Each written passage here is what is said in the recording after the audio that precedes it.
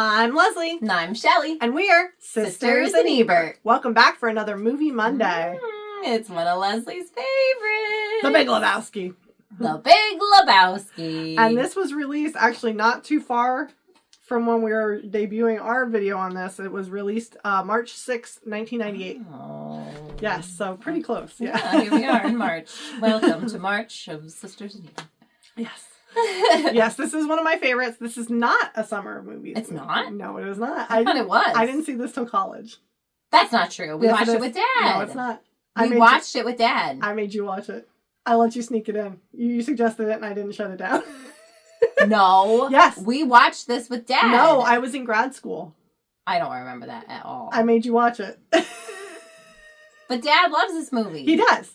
But it was not summer movies. I think it was. It was not. Honestly, I do. I was not. He would college. not have let us watch this when we were in high school. Are you kidding? Of all the things. No, we never watched this with Dad when we were in high school. I don't agree. Okay. She's wrong. Well, I'm not putting up the summer movies emblem, I guess. But I, in my heart, believe it was. Now, I watched this because it wasn't streaming anywhere that I had. So I watched my DVD of it. And I got some fun extras. It opens up with the Forever Young Film Company. I guess they're the ones who put this out. And it's the preservation speech, which assures the audience that the film is kept at their headquarters and is safe despite the headquarters fire. And the Grand Lebowski is safe and remastered. It was this whole thing. It was weird. I didn't. That's interesting. Yeah, it was. Huh. Okay.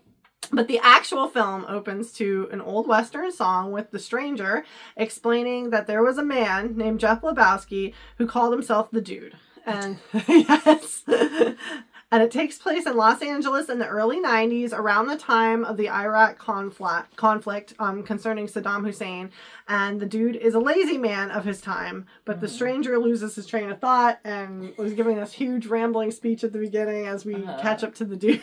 It's in the grocery store. Yeah, in his bathrobe. And jelly sandals. Yeah, jelly sandals. Tumbleweed is followed to Ralph's grocery store as the Dude buys half and half, and he writes a check for 69 cents. And this was on, the check was dated September 11th, 1991. As the original President Bush says, aggression against Kuwait will not stand. Which is a line later that he repeats. Will not stand. Which is the theme with the Dude, because he'll hear things and he'll implement it in his speeches later, and it won't have anything to do with anything. He reiterates what he hears because it sounds smart. Yes. As the Dude arrives home, two men are waiting for him and throws his head in a toilet demanding money that his wife owes Jackie Treehorn. The other man pees on his rug, and the guys realize they're at the wrong place as they look around and see Lebowski in his modest apartment here. Is supposed to be a millionaire, and they leave. So they're like, does it look like I'm married? Yes. Like my wife? He's like, the toilet seat's up. That's the telltale sign. Yes. So we cut to the bowling alley with Bob Dylan's Man and Me playing as the Dude's bowling team is preparing for league championships. There is a shoe attendant that loosely resembles Saddam Hussein working there, which is, again, will be implemented later on in the Dude's comings and goings. Donnie is first of all, the Dude, Jeff Lebowski, is played by Jeff Bridges. And Donnie, is Steve Buscemi, and then you have John Goodman, who plays Walter. I love him. He's my favorite character. Me too. So Donnie's throwing rocks tonight. He keeps hitting strikes, and Walter is very aggressive regarding the ruining of the Dude's rug. Donnie is out of his element, and Walter suggests the real Lebowski replace the ruined rug, because the Lebowski that these guys were actually looking for. Yeah, so they just happen to share the same name. Yes. The Dude visits the Big Lebowski, who's the rich Lebowski, his huge mansion. Yes, where Brant, who is played, what is it? Philip Seymour Hoffman. Yeah, explains his various achievements, and Brant is great. He's like his little right-hand man. His little butler. Yeah, his little butler for the Big Lebowski, and he's like, oh yes, that's Mr. Lebowski's this, and he did this. He's very proud of working for Mr. Lebowski. Yes. He sees, the Dude sees Mr. Lebowski's children and explained by Brant about the Little Lebowski Urban Achievers. Inner City Children of Promise. He's always got a themed graphic tee. Don't you worry. These are... And first the dude, he's like, these are Mr. Lebowski's children. Oh, so racially he's pretty cool. Different moms, you know. He's like, oh, no. They're not actually Mr. Lebowski's children. But they're, he said, they're children, inner city children of promise without the necessary means for higher education. And Mr. Lebowski has promised to send each and every one of them to college. Scott Stotts. Yes, Scott Stotts. That's what I was thinking too.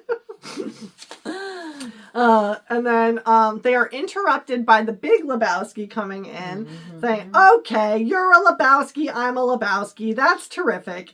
And the Big Lebowski wants to know where he fits into this scheme, and he doesn't want to pay for the dude's rug. Just like, dude, it's a drop in the bucket for you. Are you employed, sir? Wait, what? What day is this? Because the dude's just very like, oh, okay, very chill. He's got his sunglasses on. Yeah.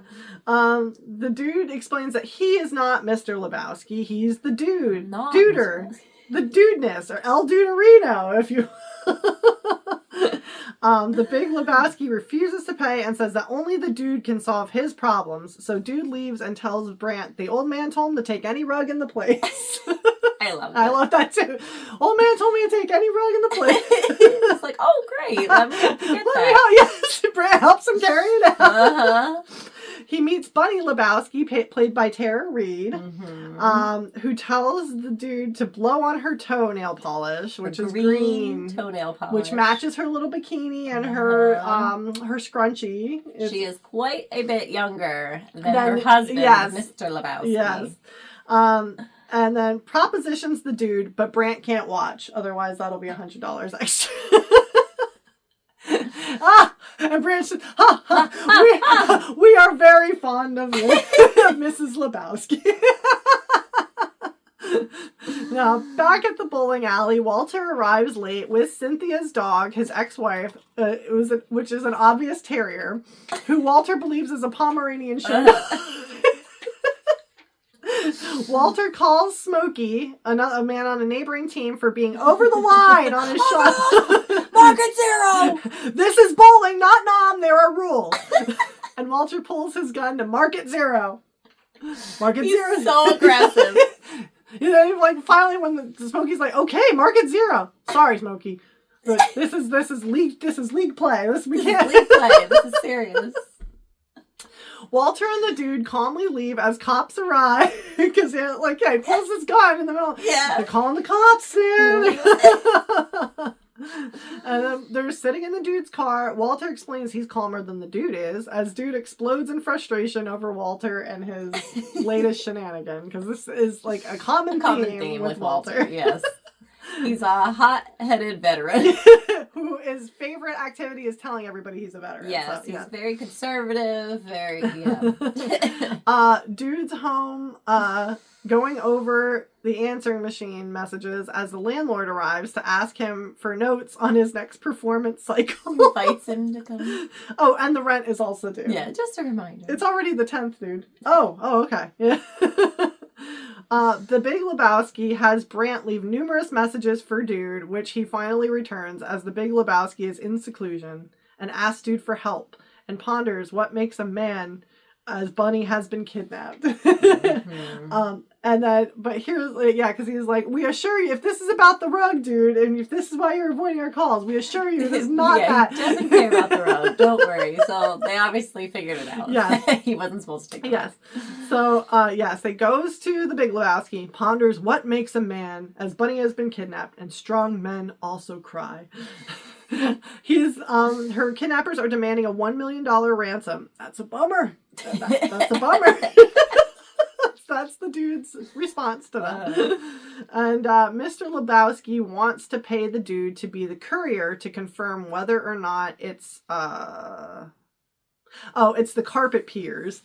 Yes. Who are behind this. Who ruined his carpet in his apartment. Yeah, because he's the only one who saw that. That really tied the room together. Did it not? It certainly did. I'm bummed because I used to have, it's in my garage somewhere, but I didn't have time to dig it out. In my old office, when I still worked in the office, I had a mouse pad that was the rug. You have your other yes, I do. tchotchkes back yeah, here. that's all I had on short notice. Poor Donnie's getting taken over by Maud there. Yeah. Okay, so we cut to Jesus at the bowling alley, all in purple. Here he is. Yeah. With his bowling glove on. Yes. And his purple jumpsuit. And as Hotel California plays in Spanish, Jesus can roll, but is a Peterist who served time for exposing himself to an 8-year-old. And he's bowling really well, and they're set to play him in the next round robin. And then like he comes over and like, oh, I will get you. Blah, blah, blah. And then Walter, he walks away. Walter's just like, 8-year-olds, dude. 8-year-olds. Like they're just sitting there like stonewall the whole time. Just looking at him, putting on a show. The dude explains that he is the courier, but also explains that he cannot go if it's during league play. This is his whole life, is his bowling. As Donnie confuses V.I. Lenin and John Lennon. Vladimir Ilyich Lenin! I am the walrus. I am the walrus. Not John Lennon! Walter again mentions his Vietnam service, and Jesus mocks the dude's team and tells Walter not to be crazy with them. He heard about him pulling a piece. Pulling his piece out. It should also be noted that they're always just so mean to Donnie. Like, they're just like, Donnie! Walter is. Dude is not. Dude doesn't talk to Donnie. He says like 4 words to him in the whole movie. Yeah. Like, they don't interact. Yeah. And Donnie's just trying to like insert himself, and they're like, Donnie! Shut the F up! Yeah. You're like a child in a movie that wanders in and wants to know. The dude lays on his rug listening to bowling playoffs on audio cassette Walkman and is suddenly punched out and imagines this rug floating away like a magic carpet rug and being trapped in a giant bowling ball. Once he awakes to beeper going off, he realizes the rug is gone. So somebody did take his rug. Brant sends Dude to deliver the money and informs Dude that Bunny's life is in his hands. Mr. Lebowski asked me to reiterate that and make that very clear. Her life is in your hands, Dude. He asked me to repeat that. Dude pulled into Walter's car, despite Dude being told only one person must be may be available to deliver the funds. Yeah, so Walter's driving, even though Dude's supposed to go alone. Yes. And the caller panics as Dude immediately mentions the driver. Because he gets the call in the car. It's one of these like briefcase phones that they had in Vietnam, you know. And Walter keeps talking. Yeah. He's like, who are you talking to? No one. No one. Yeah, the driver. The driver.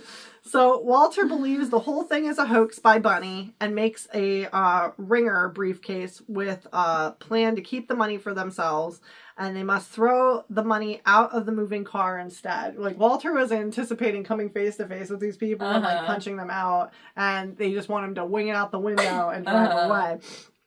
Now, Walter bails, after throwing the ringer, as the dude must take over driving, like, with no notice. He's just like, he chucks it, and then finally, like he's like, I'm at it! Like,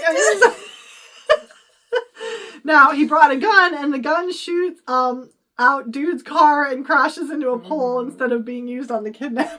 Because Walter's very bumbling. His plans never work. Yeah, he thinks he's got a great plan. Yes, it doesn't work. This would be exactly what I wouldn't have even survived. Like, because if I planned this, I'm not coordinated either. I would.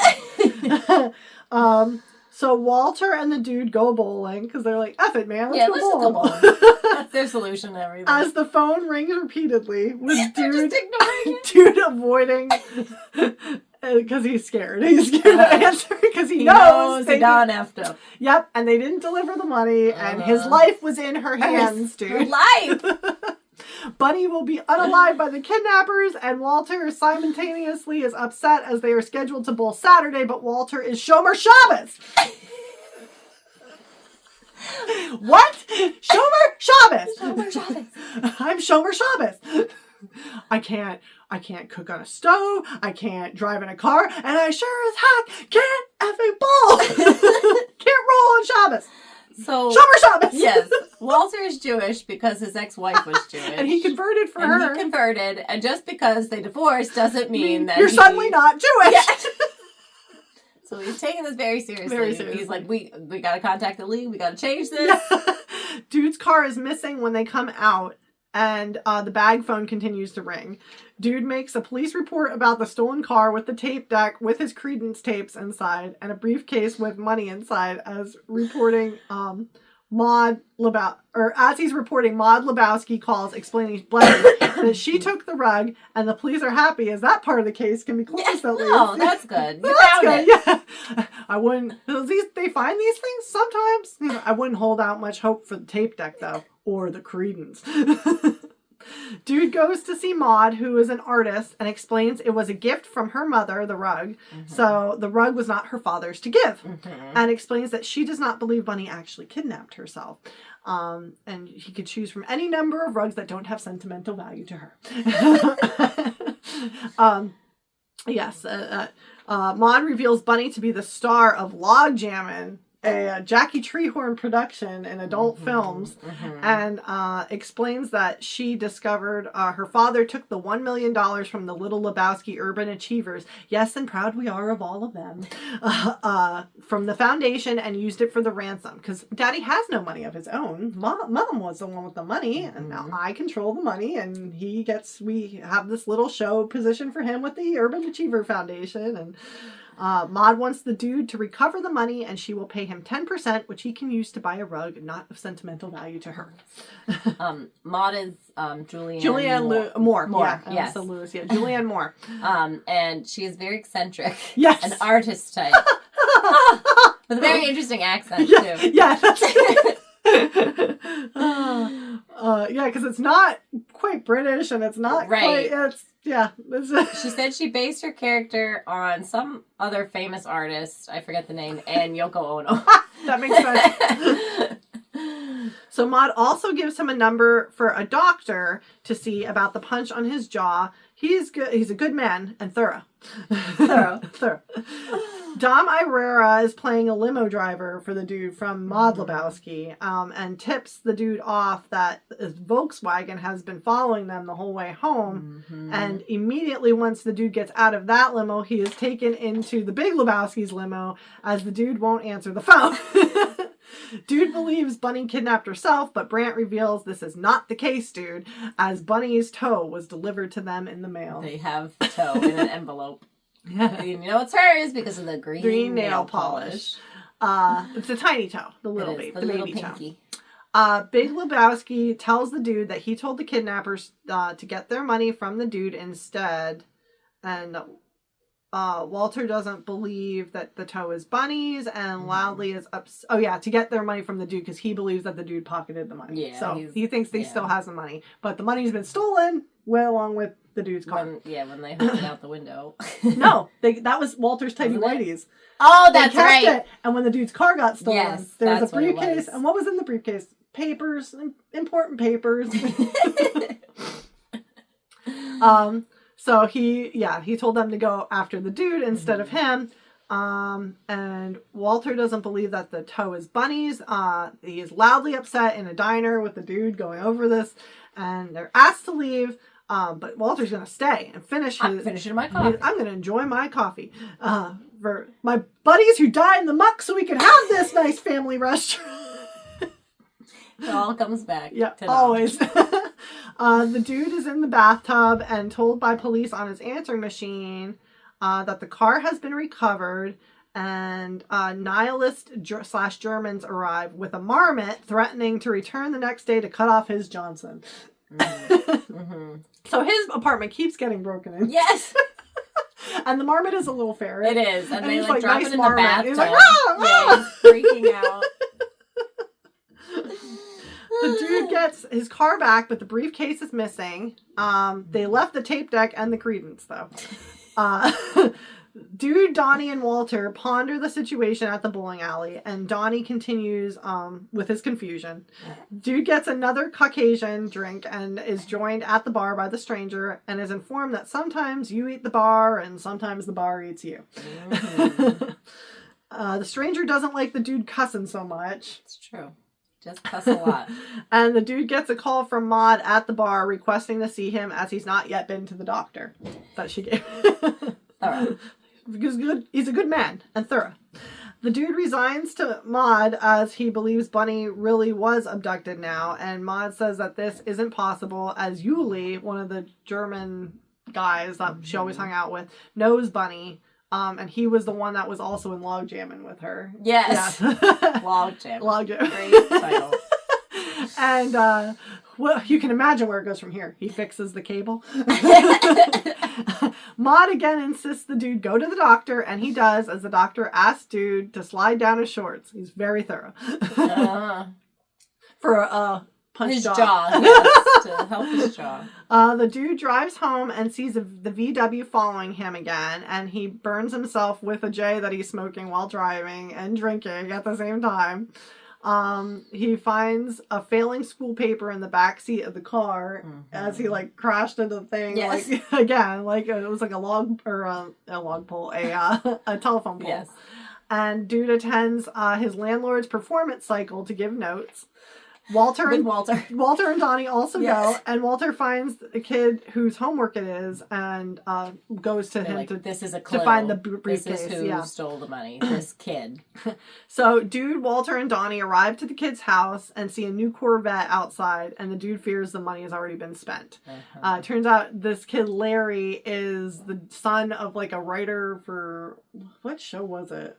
Some Western. Yeah, that I don't remember. Yeah, and Larry is brought in to see Walter and the dude by the housekeeper, Pilar, as father is also in the room, but he's in an iron lung. Yes, does he still write? Oh, no, he doesn't write anymore.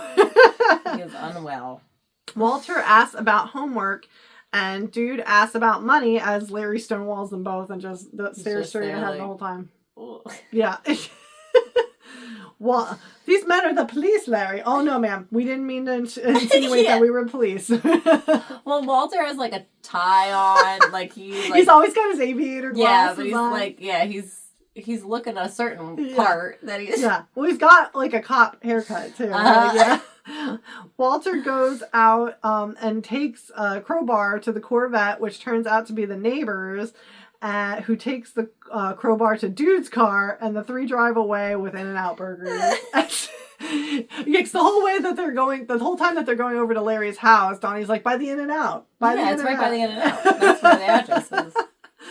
But this is what happens when you find a stranger in the Alps. You find a stranger in the Alps, yes. So the quote is, because they dubbed it for TV, it has different words. Yeah, different words. In the regular version. But to be able to show it on TV, they had to find something find a stranger in the Alps. To fit what John Goodman's mouth is saying. Yeah, find an Alps change. Just so you know.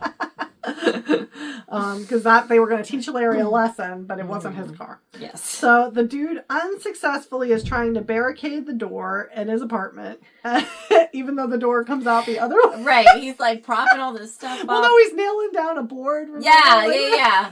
But he had the chair there too. Yeah. Yep. And the door went the That's other why way. he put the board there so the chair couldn't be slid back. Yes. But the door opens the other way. He continues his love-hate relationship with Walter, and no, Walter, I'm not mad. Yeah, I'll see you on Saturday. Yeah. The two guys from the beginning, the rug peers, take the dude to see Jackie Treehorn at a Playboy-esque mansion. Mm-hmm. Treehorn makes dude a White Russian and asks him where Bunny is. His favorite drink. He's always drinking the Caucasian. Yes. You like a sweet drink? Yes. Also doesn't believe Bunny was kidnapped. Treehorn's but she owes him money, so he has a vested interest in this. Treehorn takes a call and writes on a notepad and leaves the room. And dude goes to see what was written and was just a lewd drawing. Yes. He's like, It's like, what is this? Jackie also promises a 10% finder's fee, and the dude realizes he's been drugged after telling Jackie about little Larry. Dude hallucinates being in a Jackie Treehorn production with Maud called Gutterballs in the bowling alley with Saddam Hussein giving shoes giving out shoes to Kenny Rogers, just dropped in, playing as nihilists in red bodysuits with giant scissors chase him. Yes, so he's having this whole lucid dream with these nihilists and everything. Because he got drugged with his Caucasian that he's drinking. Yes. Which I can imagine if you were already imbibing while watching this, it would be quite a trip to watch this scene. Like, watching it when you're sober is like, what is happening? It's funny, but it's like, this is an odd scene. Well, I don't partake, and I think it's hysterical. I do not partake. Dude awakes running down a busy street, like, on foot. Yeah. And he's arrested by the Malibu police, who are upset that he was bothering their quiet beach community. As Jackie Treehorn claims the dude was drunk and abusive at his party. And Jackie Treehorn brings a lot of income into that beach community. The dude is taken home in a cab, playing the Eagles, which the dude hates, and he is immediately ejected from the cab as Bunny drives by with all her toes, listening to Viva Las Vegas. Bright, Las Vegas. And and they cut to her foot on the gas pedal, and she's got all her toes. She was not kidnapped. The dude arrives home to find the place ransacked, and Maud requesting that he love her. Yes, in Maud his robe, my robe. Yeah, Maud is there, ready and waiting. After the dude lies to her about his life nonchalantly, but like it might have been real, it might have not been. It's hard to say. There was a lot of ins, a lot of outs. It reveals that she's trying to conceive. Mm-hmm. He's like, "What is that, yoga?" And she's like, "It's the best chances to get for conception." He's yes. She's like, to try to conceive. Yeah, he spits it. He was drinking and spit it out, I think. Yeah. And Maud also reveals that her father has no money of his own. All of his money is in foundations, and Maud's mother is the one who actually had the money. It's also, should be noted, it's a little weird. She wants to conceive with a man with the same name as her father. That is weird. I didn't think about that. And but here we are. Dude is horrified. She's trying to conceive and is assured by Maud she doesn't want to have help raising her child. She doesn't want a father who would want to be involved, so that's why she chose him. Mm-hmm. Dude has Walter pick him up by saying it's an emergency, and Walter comes despite it being Shabbos. Yes, he breaks Shabbos. He breaks Shabbos. So Dude finally confronts the man in the VW who is revealed to be another private investigator working for Bunny's family in Minnesota, and tells the PI to stay away from his lady friend. I'll stay away from your special lady. She's not my special lady. She's my effing lady friend I'm just helping her conceive. That's all. But this just happened like 10 minutes before that. Like, he just adopts this. I'm just helping her conceive. It's fine. But yeah, this guy thinks he's a brother. What do you call him? A brother Seamus. A brother Seamus. Yeah, who was like he was gonna trade notes with him because he thinks Lebowski's a PI. Yes, yeah. And he is not. So the dude asks how Bunny could be kept on a farm after seeing Carl Hungus in Log Jammin'. And that the PI asked for help in sharing info. Because her family is looking for her in Minnesota. She's missing the sweet, wholesome girl. I think maybe if they showed her a picture of the family farm, she'd get homesick. So the nihilists are in a diner with the girlfriend who is missing a toe. Yeah, they just pan down to her foot. It's all bandaged Lingonberry pancakes. The dude now believes the Big Lebowski knew that he would mess up. And that Lebowski never gave the money to the dude. And Walter's upset that dude called him out for this on Shabbos because it wasn't a true emergency. Dude calls Walter out for only being Jewish for his ex-wife. And the dude and Walter arrive at the Big Lebowski's and find Bunny is home and never kidnapped. Mm-hmm, yep. The car's like crashed into the fountain. Yeah, into the fountain. Like, she just dove it in. Walter decides Mr. Lebowski is faking being crippled because that's the thing. He's been in a wheelchair this entire time, and he and the dude put him back in the chair after Walter knocks him out. Yeah, they're like, stand up, he's just collapses. So we cut to Donnie hitting all but one pin bowling. And it's kind of an omen because Donnie has never not hit all the pins. Every time he's bowling in this movie, it's a strike, except for this moment. Yes. Jesus confronts Walter about rescheduling league game from Saturday to Wednesday, but we'll get you on Wednesday instead. So Donnie, Dude, and Walter leave and find the dude's cars on fire with a nihilist asking for money. They did it! They finally killed my car! I don't know how it was still standing really at this point. How it was even functioning. All the glass was blown out before. Donnie fears them, but Walter assures them not to be afraid. These men are nihilists. There's nothing to be afraid of, Donnie. They try to rob them, but Walter refuses despite the dude having almost $5 and Donnie having $18. Walter bites the nihilist's ear off, and Donnie is down and found to have a fatal heart attack. So we lost Donnie. He was so scared. I know, poor Donnie. And I have to say, one of the nihilists was Flea from Red Hot Chili Peppers. So we cut to the funeral parlor, and the dude and Walter come for the remains, but they can't pay for the $180 urn, which is their most modestly priced receptacle. Just because they're bereaved, it doesn't make them saps. And that Walter is freaking out. What's this? What's this charge with his glasses? Yes. No. And this is the only part in the movie where the dude refers to himself as Lebowski. With his name. Yeah. Any other time he refers to himself as the dude.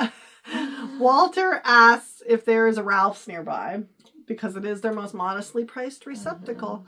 So the next scene is Walter and the dude arriving at a cliff to scatter Donnie's ashes as Walter gives a speech about Donnie is in a Folgers coffee. Coffee can. And about, we should have brought mom and dad. I know. We recreated this recently when we were at the bowling alley. I'll add the picture here. Yes, here it is. There we are in our dude glory. Yes. So as they're scattering the ashes, Walter gives a speech about Donnie surfing and Vietnam as they scatter Donnie from the Folgers can, and the ashes blow directly on the dude. The wind is just blowing it. And the dude's behind him, and it's just blowing his face, and he's just... He shuts his mouth and purses his lips, and Walter's just babbling on about Vietnam and like so many other men of his generation. Good night, sweet prince. It's my favorite line. My husband and I were watching this. He was hysterical during this part. Rewound it, watched this part again. Like, could not get past the scene because he was just laughing so hard. Well, they said the directors, the Coen brothers, directed this movie, and Steve Buscemi's been in a bunch of theirs. Yes. And it was their goal to make his remains. He's died in every single one of their movies, and their goal was to make his remains smaller and smaller in each subsequent movie. So he's reduced to ashes in this. The dude talks about the bar and to the bartender who's saying, sometimes you eat the bar and sometimes the bar eats you, because I'm real sorry about Donnie. And the stranger is also there. Dude explains about, how's it going? Ups and downs, strikes and gutters, And the dude abides. The stranger continues narrating that all is wrapped up nicely. Didn't like seeing Donnie go, though. Yeah, nobody did. But he heard there's a new little Lebowski on the way, and one goes out, one comes in, you know? Yep. And he asked for that, if they got any more of that good sarsaparilla on tap. And that's the end. And that's the end. What a trip this movie is, I'll tell you. It is very entertaining, though, I must say. I love this movie so much. There's so many good little lines, and just, it's funny. So, I have some fun facts that I got. Yes, you were in charge of the fun facts. Yeah, and I apologize. I was too lazy to write. I was over the writing at this point.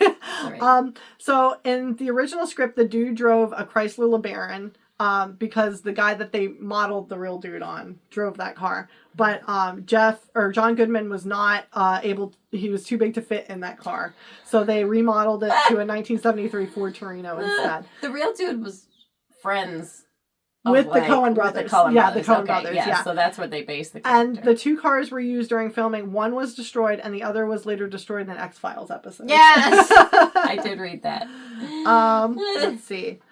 I'm just going because I just screenshotted. So, the F word or its variations is said 292 times during the movie, which is more than in Scarface. Oh. And yes. The repetition of "Shut the F up, Donnie" is a reference to Fargo, as Steve Buscemi's character would never shut up in that movie, which is another Coen Brothers movie. Okay. Walter's character is also based on a real person, legendary screenwriter John Milius, a right-wing gun nut with a love of the military. Before this each scene, Jeff Bridges would often ask the Coen brothers, did the dude burn one on the way over in this scene? And he said, if they said that he had, Bridges would rub his knuckles across his eyes to make the dude appear stoned. Let's see. Okay. Despite being part of the bowling team, the dude has never seen bowling during the movie, even in gutter balls. Maude throws the ball in gutter balls. The 69-cent check that the dude writes for milk is dated September 11th, 1991, which is exactly 10 years before the 9/11 terror attacks.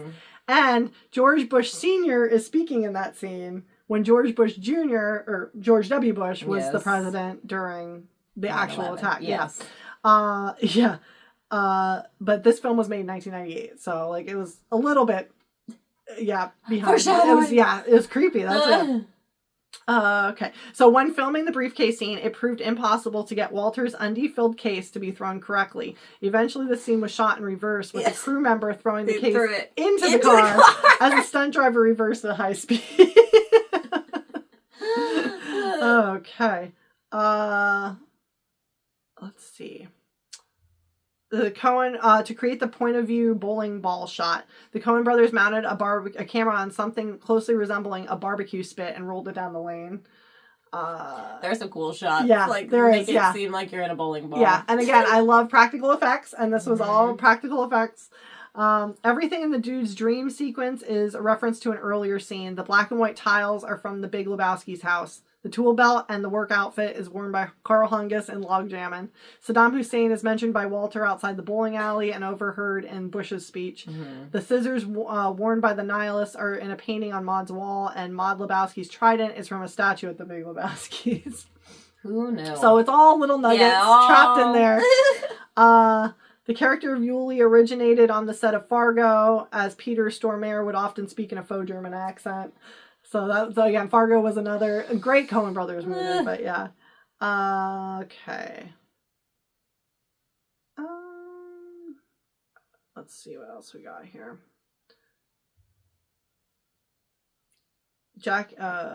Okay, when the Jackie Treehorn thugs reappear, they've swapped clothes from the first scene. Like when they come back for them, the one guy's wearing the other guy's clothes. I wonder why. Yeah, I don't know why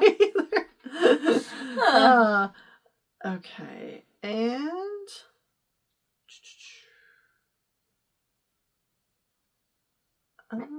the initials for Walter's business, for Jewish Walter's business with subcheck security are SS, the same as Nazi Germany's infamous.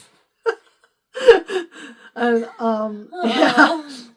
Donnie's remains finish a 3-movie long Coen Brothers joke where Buscemi's characters get smaller in death. Miller's Crossing, Buscemi is seen as a dead body, and Fargo is a severed leg, and now he's just ashed. Yes.